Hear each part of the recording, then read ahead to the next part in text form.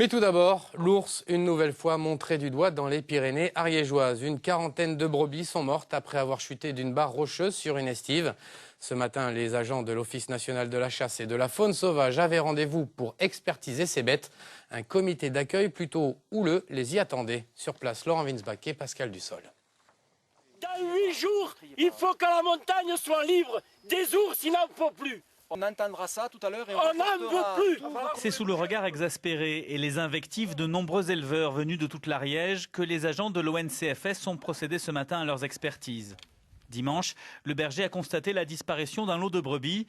Lundi, guidé par les vautours, il a découvert le carnage. Anéanti complet, moi dégoûté, tout ce que vous pouvez mettre. Qu'est-ce que vous voulez on n'est pas ici pour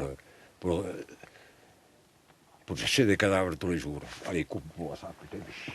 32 carcasses de brebis, rien que dans cette ravine. D'autres manquent à l'appel.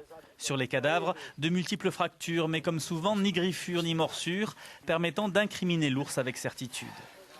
Lorsque le doute existe sur l'auteur du préjudice, l'administration admet qu'en zone de présence avérée de l'ours, et c'est le cas aujourd'hui, sans trahir de secret, puisque l'ours est présent sur cette zone, le doute profite à l'éleveur. Ce doute, les éleveurs ne l'ont plus depuis bien longtemps. Être indemnisé ou pas, jure-t-il, là n'est pas la question. Pour eux, la seule solution, c'est une montagne sans ours. Fais ton travail. Fais ton travail. Incessamment, sous peu, on mettra fin certainement à tous ces ours. Il va falloir remédier à quelque chose, puisque personne ne veut s'en occuper. Donc, on se prend par la main. Ils l'ont montré aujourd'hui, tous les éleveurs et tous les groupements pastoraux, ils l'ont montré aujourd'hui, la solidarité qu'il y a entre nous. Donc, on ne se laissera pas manger tout cru. Beaucoup s'inquiètent désormais pour l'avenir de l'estive de Pouille. Certains éleveurs pourraient décider de ne plus y faire monter leurs bêtes.